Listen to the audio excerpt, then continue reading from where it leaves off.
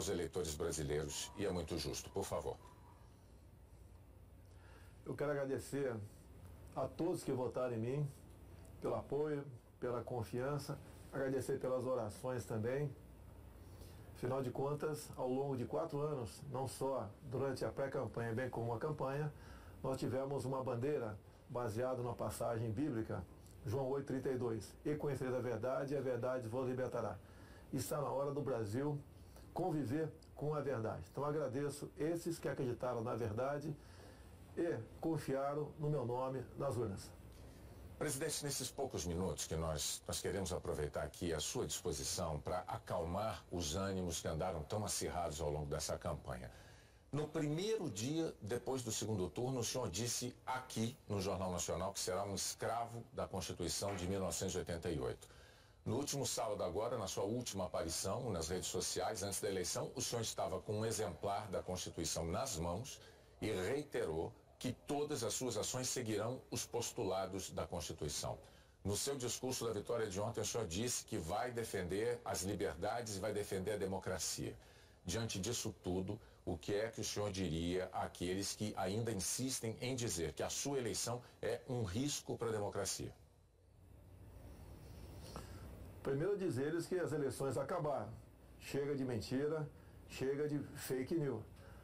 Realmente agora estamos numa outra época. Eu quero governar para todos, como você bem disse, no Brasil, não apenas para os que votaram em mim. Temos uma Constituição que tem que ser realmente a nossa Bíblia aqui na Terra e respeitá-la, porque só dessa maneira podemos conviver em harmonia. Presidente, boa noite. Durante a campanha, o senhor já teve a oportunidade de se desculpar por palavras mais fortes que usou em sua pregação sobre um projeto polêmico de educação sexual nas escolas. O senhor chegou até a pedir desculpas aqui no Jornal Nacional por ter se excedido no calor das discussões. Numa outra ocasião, o senhor disse enfaticamente não ter nada contra os gays. Depois disse que vai lutar contra aqueles que querem dividir o Brasil entre homos e héteros, entre brancos e negros, entre sulistas e nordestinos. Há relatos concretos sobre pessoas que têm agredido gays, verbal e fisicamente. Na campanha, o senhor repudiou o voto dos que usam a violência. Como presidente eleito, o que o senhor diria para aqueles que ousem ser preconceituosos e agressivos contra outro ser humano apenas por serem gays? A agressão contra um semelhante tem que ser punido na forma da lei.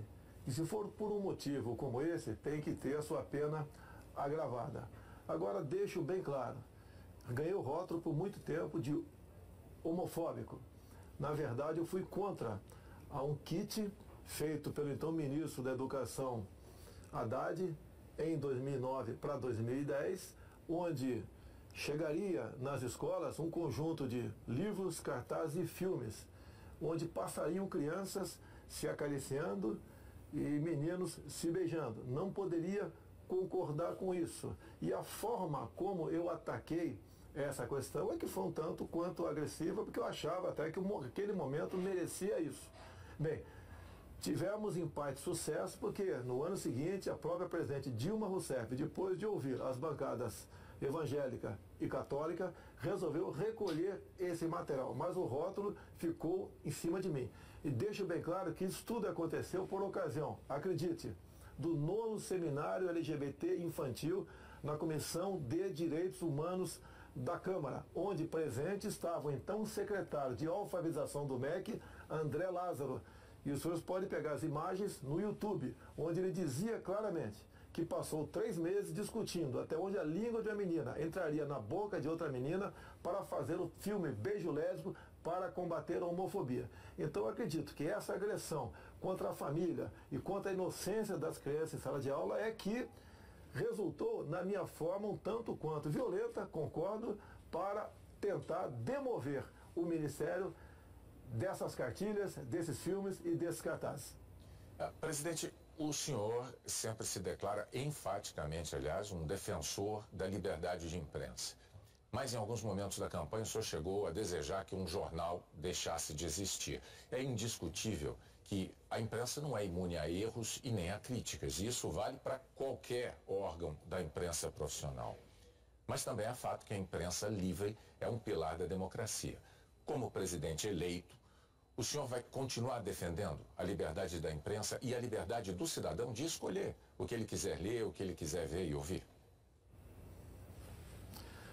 Totalmente favorável à liberdade de imprensa. Temos a questão da propaganda oficial do governo, que é uma outra coisa. Mas aproveito o momento para que nós realmente venhamos fazer justiça aqui no Brasil.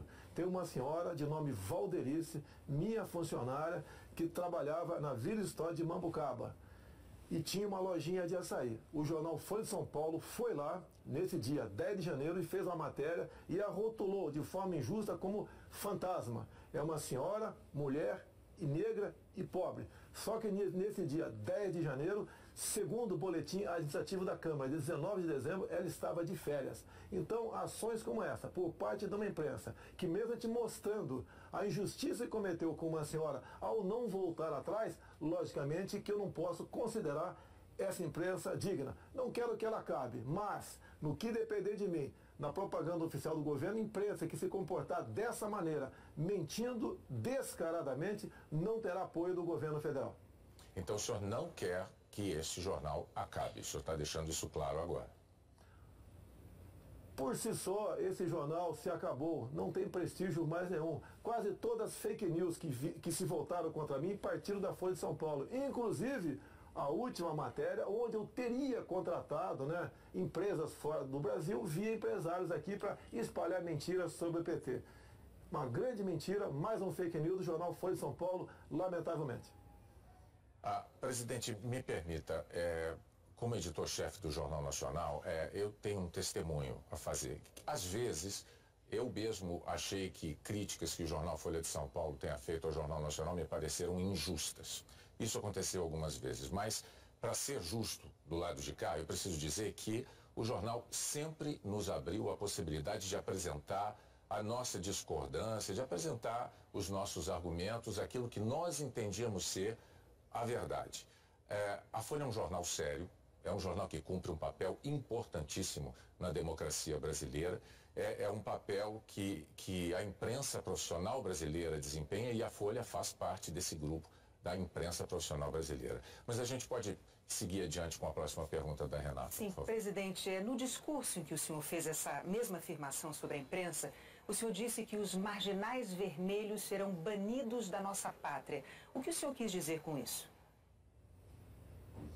Foi um discurso inflamado, com a Avenida Paulista cheia, e, logicamente, eu estava me referindo à cúpula do PT e cúpula também do PSOL. O próprio Boulos havia momentos antes dito que invadiria a minha casa aqui na Barra da Tijuca por ela não ser produtiva. Vimos o candidato do PT derrotado em vídeo também dizendo que a crise no Brasil só acabaria quando Lula fosse eleito presidente. Então foi um momento de desabafo, é um discurso acalorado, mas não ofendia a honra de ninguém. O que eu quero dizer com aquilo? No Brasil, de Jair Bolsonaro, quem desrespeitar a lei sentirá o peso da mesma contra a sua pessoa. Presidente, essa campanha foi muito polarizada, todo mundo sabe, todo mundo notou, às vezes até dentro de famílias houve brigas, o senhor certamente tem conhecimento disso. Ontem, no seu discurso, o senhor muito corretamente disse que será o presidente de todos os brasileiros. Para conseguir o seu objetivo de conciliação nacional, respeitadas as diferenças de ideias, o que é que o senhor poderia dizer agora, nesse momento aqui no JN, para os que não votaram no senhor? Dizer a todos vocês que não votaram em mim que nós estamos no mesmo barco. Se o Brasil não sair dessa crise ética, moral e econômica, todos nós sofreremos as consequências do que se aproxima no futuro. Nós queremos junto com vocês. Afinal de contas, nós temos tudo para sermos uma grande nação. O que está faltando é a união de todos, evitar as divisões. Essas divisões apareceram no governo anterior. Nordestinos, sulistas, brancos e negros, ricos e pobres, homos e héteros. Isso nós vamos evitar. Vamos tratar todos iguais. Eu apelo àqueles que não votaram em mim. Nos dê oportunidade agora de mostrar que realmente nós podemos fazer uma política de modo que a felicidade se faça presente em nosso meio no futuro. Presidente, uma última pergunta. O senhor disse há pouco à Record e ao SBT que pensa em convidar o juiz Sérgio Moro ou para o Ministério da Justiça ou para o Supremo Tribunal Federal. Qual dessas duas funções o senhor prefere para ele? Olha, o juiz Sérgio Moro é um símbolo aqui no Brasil. Eu costumo dizer que é um homem que perdeu a sua liberdade no combate à corrupção. Ele não pode mais ir na padaria sozinho ou ir passear com a tua família no shopping sem ter um enorme aparato de segurança ao teu lado. É um homem que tem que ter o seu trabalho reconhecido. Para mim, pretendo conversar com ele brevemente, já foi feita essa sinalização positiva, pretendo convidá-lo para o Ministério da Justiça ou, seria no futuro, abrindo uma vaga no Supremo Tribunal Federal, na qual melhor ele achasse que ele poderia trabalhar para o Brasil. É um homem que tem um passado exemplar do combate à corrupção. Em qualquer uma dessas duas casas, ele levaria avante essa sua proposta. E a corrupção tem que ser banida aqui no Brasil. Ninguém suporta mais conviver com essa prática tão nefasta. Presidente Jair Messias Bolsonaro, mais uma vez, nossos parabéns pelo seu desempenho nas urnas, pelos votos que o levaram ao Palácio do Planalto. Muito obrigado por dedicar esse tempo aos eleitores brasileiros, usando o Jornal Nacional para isso. E nós agradecemos, não apenas em nome do JN, mas em nome de todos os eleitores. E em nome de todos os eleitores, pode acreditar, desejamos ao senhor um excelente governo. O Brasil precisa disso. Parabéns mais uma vez, boa noite. Bom, Renata, boa noite e muito obrigado pela oportunidade. Boa noite.